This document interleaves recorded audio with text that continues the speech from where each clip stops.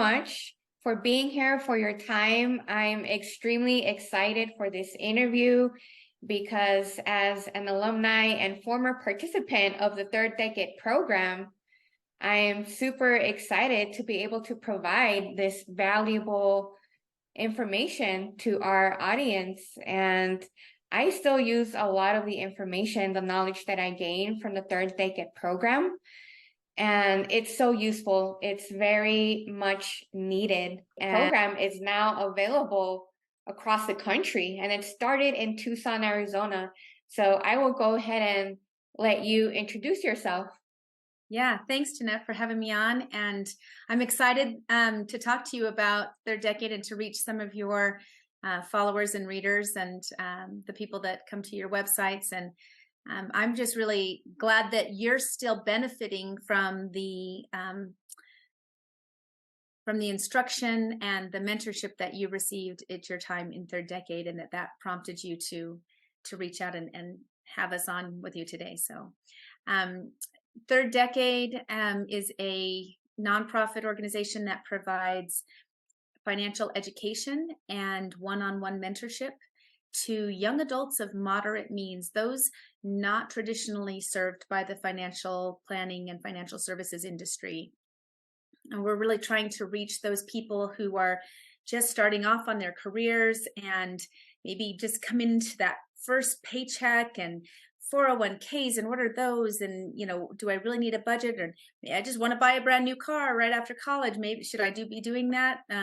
Even trying to think about the future, just maybe helping to influence that time period a little bit. Those just starting out, getting them off on the right foot. That's kind of our goal, especially helping those in marginalized communities, where financial education and literacy programs are really lacking.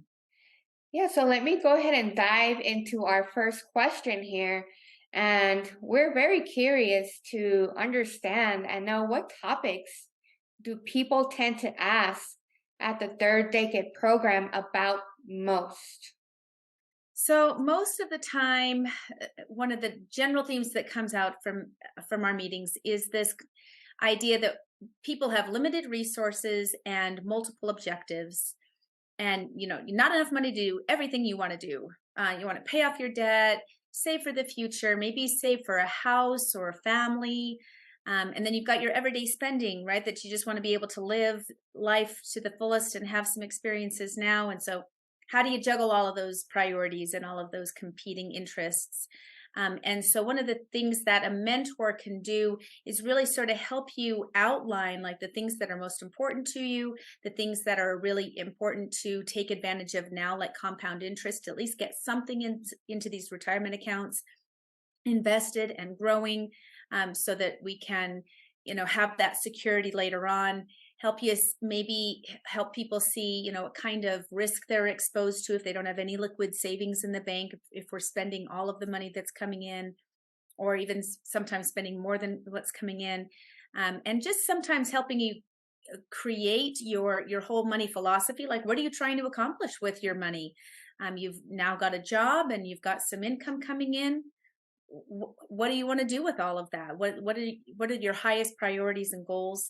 Sometimes just helping people even discover that is part of what happens in a Third Decade meeting, which is really fun. Kind of along with that, one of the main questions is, am I saving enough for retirement? If I know that I'm going to do this someday, a lot of our people, like I said, we work with people who maybe didn't grow up with a whole lot of financial resources or a whole lot of financial literacy being taught in the home. And maybe you've got parents in an insecure position, or people that you've seen grow up with insecurity, and you want to make sure that that's not your experience. But what does that really look like in real dollars? Maybe somebody might be too oriented toward that and they're not living any life now. And we need to tell them, hey, you don't have to save every penny that you make. Go ahead and have some fun at this point in your life too. But what's enough, not too much. I like helping people outline that. But it's usually those kinds of concepts. And if I threw in kind of a secondary one, it would be, how to invest successfully. And we really cover that in our content. But sometimes we have to reiterate that for people to help them really understand that successful investing is not complicated. And so many people in media postings and social media and everything like that, they think that you've got to have some kind of special savvy to be able to get ahead like that. And really, if you've got some patience and some discipline, you can achieve it just by buying globally diversified stock funds. A target date fund is going to work out just fine. It's just not as hard. It's the behavioral component that leads to the success far more than like some, insider stock pick, or I've got to, make sure I'm keeping up to date with everything that's going on and how the market is reacting to those kinds of things. Not important. Tuning out that noise and focusing on what's most, going to be most successful in the long run. Yeah, and that flows back to financial literacy, right? And I want to tie this in with our next question, which is, what do clients often get wrong or misunderstand about credit? Yeah, so one of the concepts that we teach about in our classes is about compound interest and the ability of money to kind of get larger and larger in an exponential way if we save it as you compound those returns over time. And the opposite thing happens with credit. If we don't use it right, we can have compounding interest working against us because our the interest rates are so high on things like credit cards that most of your payment isn't even going to pay off the balance. It's going to pay off this interest that's getting larger and larger and larger, especially if you're just making minimum payments, things like that. So misunderstanding credit can be very costly. One of the main things that people get wrong is the thought or the idea that you need to carry a balance. Like on a credit card, it's usually the easiest way to kind of get introduced to credit.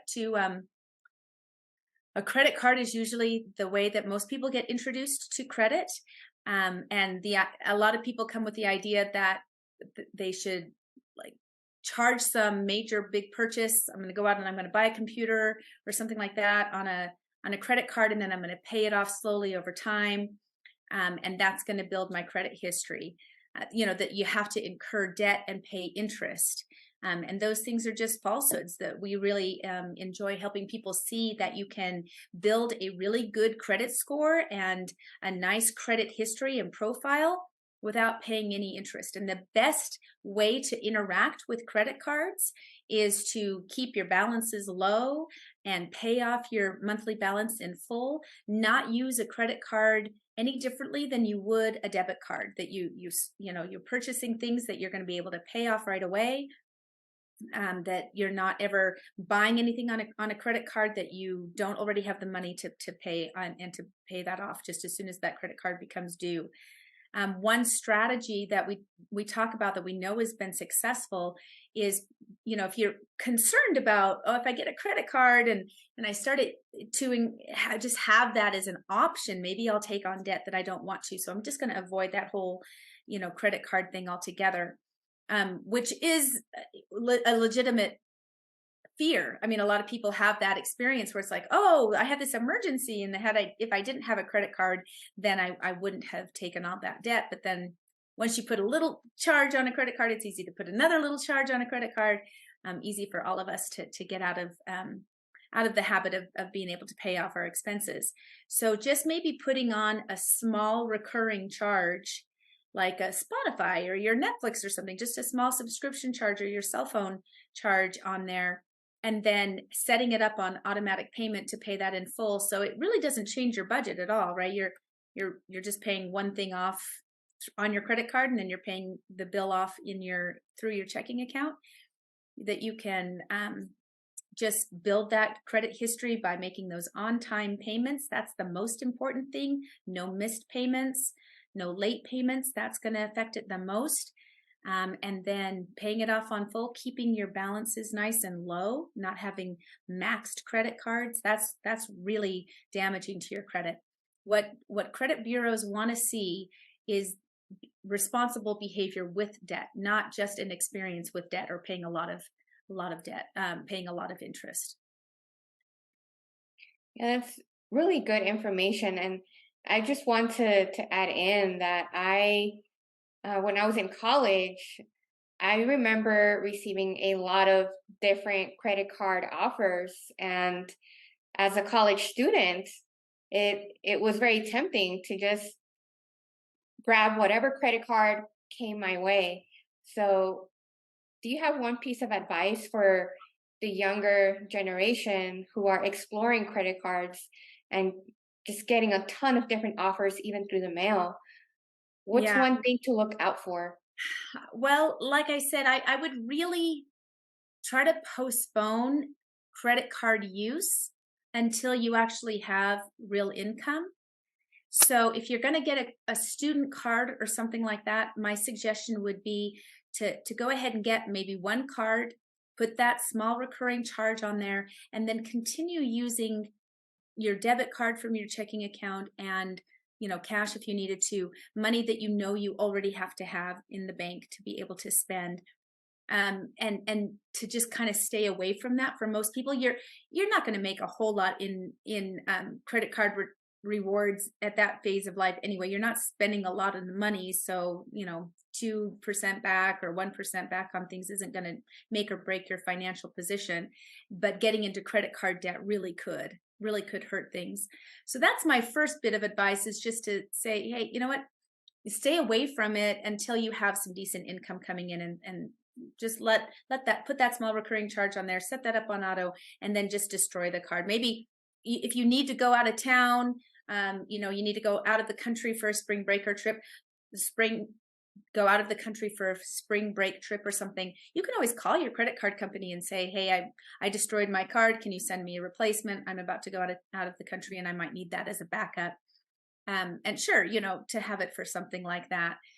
So that's my first one, is to really try not to, if they're giving you a free t-shirt or a free, whatever, that to just say to yourself, it's not worth the interest that I might incur. And to give yourself some, just acknowledge, we're all humans. We all have this tendency to be able to justify the overspending time and time again. That would not be unique if you fall into that's, you can say to yourself, you know what, I'm a human being, and I know that they can give away all this free stuff, because in the end, these banks are making way more money than they're ever giving away. I mean, even if you get 5% back on all of your purchases, they're making so much money on interest for people who have gotten into a position that they can't pay those balances off on full, that they can give away all that money.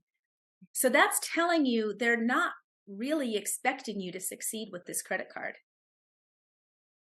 They can give you a free t-shirt because they expect to make more money on you than they expect to, lose. And so kind of not playing their game with them, maybe just kind of spotting that they act like they're on your team, but they're really not. They're in the business of making money themselves, and they're on college campuses getting vulnerable, usually people with 18-year-olds without a whole lot of education about it, not a lot of guidance, and not a lot of income, right? It looks so nice. Right. Oh, okay. Yeah, it's really important to look at the little details, especially the fine print. That's where that's the information that most people miss, is the fine print. Yeah, and it feels like, oh, I could buy something and then I could only pay $25 a month but if you add up all of those payments, go into a calculator or just go and add it up yourself and see, if I max this card today and then I paid the minimum payment, how much would I actually be paying on that item that I'd spent $500 on. And that number will usually deter you. You'll be like, I don't want to spend $750 on something that I only paid $500 for, or whatever the actual number would be. Interest rates right now are astronomical. I mean, I see credit cards at 29-30%.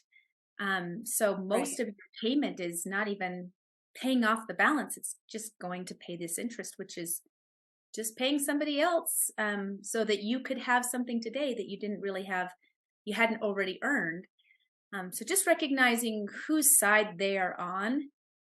I think today's generation is a lot about transparency and trust, and just knowing these banks are in it for themselves. They're not trying to give you a whole bunch of options. They're trying to make money. And it's better to just, most of us, if we don't have access to the credit cards, we'll find another way. We'll either go without, or we'll get a little second job or something, or find something to sell, or run a little side gig for a minute, or maybe even if we had to borrow some money from a family member to get through something like that, you're probably more likely to keep how much you borrow very minimal, just to what you need. If you knew that it was really an emergency and you really had to reach out to a family member or something like that, it will change your behavior. Yeah, thank you. Thank you for that piece of knowledge. And thinking more towards the future, what's your number one piece of advice or takeaway regarding saving for retirement? Well, I'm just going to start with a foundational financial, this is required for success in finances across the board, retirement or anything else. And that is to spend less than you make. Now, you cannot get ahead, no matter how big your income is. You cannot get ahead. You cannot get to a point of creating some financial security unless you are spending less than you make, unless there is a margin, a little difference between what you bring in and what you spend. There's got to be a little difference there that we could put toward the future and kind of paying your future self and taking care of that security. So that's just foundational. If you're not already at that point, that's got to be the first goal. If you're a doctor making $400,000 a year, but you're spending $420,000, you're going to be in financial trouble your whole life. If you are a teacher making $55,000 a year and you're only spending $52,000, you can create some financial security with just that $3,000 a month, that extra little money. If we throw that into, a diversified portfolio, something like a target date fund in a Roth IRA, a couple $100s a month, you're going to grow that money. It's going to get to the point where it could supplement maybe a pension and some Social Security income and provide a whole lot of options for you. So that's just foundational. That must be in place. And then for saving for retirement, in specifically, really just trying to always be in the habit of saving at least 20% of what you bring home, with at least 15% of that going toward your long-term future retirement goals. So your future self. So maybe you're saving around 20%, bringing home, maybe you've got something like, hold on, let me do some math. Maybe you're making $60,000 a year. That would be a savings amount of about $1,000 a month, which sounds really hard to do when you're bringing home maybe $4,500 a month or something like that. If you can't save a full 20%, try to save at least 10 or 15, but get that future self. Think of that as just a non-negotiable bill. Whatever you're putting into a Roth IRA, if you can max it, great. Think of that as your cell phone bill or your insurance bill or your rent, right? Those are things that you're going to find a way to pay, even if it means eating out less or postponing a trip, or maybe not buying, that thing that you had thought of that was brand new that you really wanted to. If it meant that you weren't going to be able to pay rent, you would probably think twice, right? So think about that future self and what they need and how reliant they are on you. If you think about, your 80-year-old self and what kind of experience they're going to want to have, probably going to work every day, 8 to 5, 40 hours a week is not going to be their top choice, right? So creating options, or a lot of our young people want to be able to choose to work in something that they're really passionate about. And maybe you have to work for a while and build up some security, and then you can retire at 50 or 55 and work for a nonprofit making half of what you were making before. If you save 20% of what you have been making all along, options like that are open to you. Maybe you can do something that you're passionate about, that you're really excited to work on, maybe not to feel quite so stressed or have pressure in your other kinds of jobs, and whatever you want that to look like. But that future self, they've got to be a friend. You've got to be able to give up a little bit of your current security and your current lifestyle in order to have this future lifestyle choices and options, and what you might want to have that look like. Yeah, It's just spending what is left after you're done saving and not vice versa. So many times we will, okay, at the end of the month, do I have anything left? Okay, let me throw that into my savings account. And really it should be, you get your paycheck, and you can even set it up now where your payroll department automatically funds a Roth IRA or a savings account before you even see it. Do use some of those behavioral tools to make it easy on yourself, so that you're not always making these choices of, oh, how am I going to save for retirement? Just automate it, make it easy on yourself. that's the best nowadays. Yeah. Automated deductions. It does it for you. You don't have to think about it. It's an automatic habit and it's good to have. Yeah. So just doing that, automate those savings, create that margin. Um, and that does mean foregoing current lifestyle, but there's got to be this relationship. You don't want to have no lifestyle now and a whole bunch later on, but you also don't want to have spend to the edge of your income now and have no options in the future. That's a great takeaway. Thank you. And last but not least, I know you want to bring some awareness about money trauma. It's something that we don't really hear about often, but it should be talked about because it is out there. So I will let you dive into that. Yeah, I just want to make sure that your readership is aware of, so that we can start to have these conversations and start to acknowledge the money trauma that most of us have experienced in some form or another. And people in our marginalized communities, there's societal and systemic trauma that we're, of course, we need to raise awareness and help everybody understand that this is being perpetuated generationally, that there's this racial wealth gap, and there's gender wealth gaps and all those things. But then there's also just your own private experience with money. And it could be something from your family. It could be something that just kind of, because money touches every aspect of our lives, there could be just some anxieties or some experiences that you've latched onto or rooted onto that make it difficult for you to implement even the best advice. So, I really think of the three layers to money change. And the first one is knowledge. So if I knew it, I would do it, right? But some people, we give them the knowledge and they still can't do it.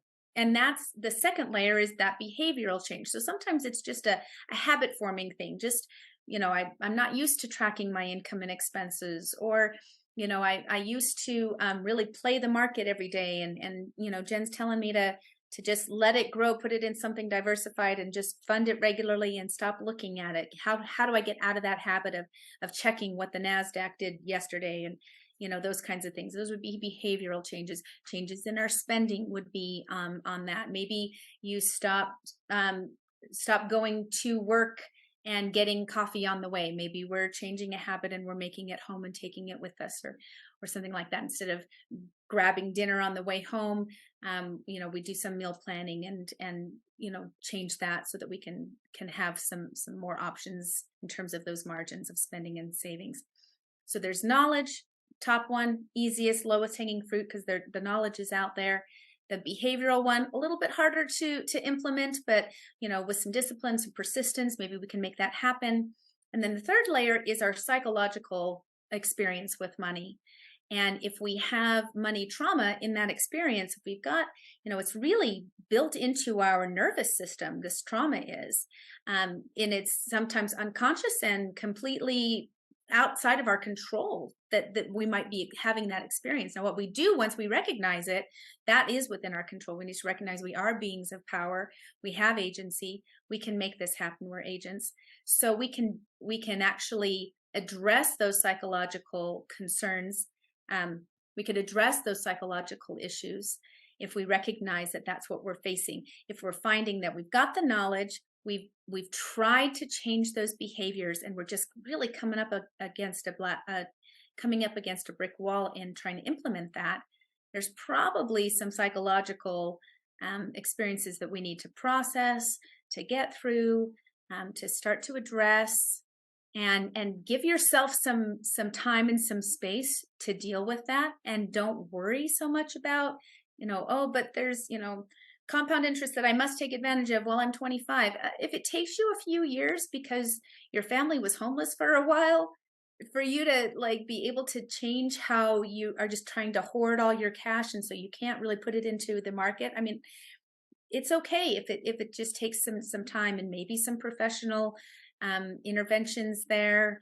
There's lots of books and there's lots of programs out there to help you see that. But I even tell people to just start journaling, just start writing down, like starting to recognize it. When I walk into a store, what experiences am I having? Do I feel my heart rate go up? Do I get my eyes all kind of excited? Do I have sort of an addiction response to this? Maybe it's that. Maybe it's, oh, I just hate going into stores. Maybe I just have this anxious feeling of, oh, I'm going to have to spend money, and then I'm going to have to, my money's going to come out of my accounts and go to these things, and I'm second guessing all of my choices all the time. Whatever that is, starting to become aware of your own experience. I just really say, take some time with that. And if you can start doing that in your 20s and 30s, you're still way ahead. There's people in their retirees who still just can't even let go of any little coin that they've saved, and they're going to die with millions of dollars in the bank, and they really still don't have a healthy relationship with money. And at third decade, we really want everyone to have a healthy relationship with money, where you are spending and saving according to your highest priorities and goals. So if that's not the experience that you're having, yeah, let's spend some time with it and work on it. The behavioral stuff and all those kinds of things that can come. Maybe automate some savings in the meantime to just try to get something growing. But really the most important thing is, if you get to retirement and you still don't have a healthy relationship with money, then even if you have lots of money in the bank, that seems like an undesirable state. Why would we do that? Why would we save up all this money if it's still giving us, where we're not really having a positive relationship with it? Right. And something that I learned from the third decade program is being able to feel empowered with my money. And it really goes back to exactly what you're saying. It's building that mindset, that healthy relationship with money, and being able to feel okay and empowered with your money once you start building those healthy habits and being able to save. Because if people don't build those habits, it's not healthy, because you have to build that mindset with time. Yeah. And it just boils down to having that financial literacy knowledge. And we might be overcoming something, so it's okay if it's like, but the things that we do over and over again get easier. My personal example of this is when I was growing up, my mom always grabbed something, in the candy or gum aisle just as you're leaving the grocery store, right? She'd always just pick something up and put it on the cart. I mean, on the little roll, what do you call that thing? Conveyor belt. She would put that on there with the groceries, right? And so when I became an adult, that was kind of just my habit. It was like, this is just sort of part of shopping. And it took a little bit of while to get over that, because I kind of stepped back at one point and I was like, wait a minute, you can, I mean, most of that stuff's not healthy for me, and it's priced pretty expensively because it's individually packaged. And is this really what I want? Is this really something that brings me joy? I'm not saying it's wrong to get a package of gum or a candy bar when you're checking out, but once I thought about it, I realized that really was in alignment with what I wanted to do with my monetary resources. And believe me, I believe in dessert and I love sweets, and that's just fine. There's nothing wrong with that. But to change that habit, now I hardly even see it. After 20 years of not buying it, it's not even a problem anymore. But for the first little while, yeah, it was like a conscientious choice. And it was something that I had to, gear myself up for, to say, I'm just going to buy what's on in my cart. I'm not going to check out, I'm not going to buy something that's just a magazine or a candy bar or something at this point. So it's okay to take some time to build those habits and just realize don't say that that's failure if you do that once in a while when you have some other choice. We're looking for progress, not perfection.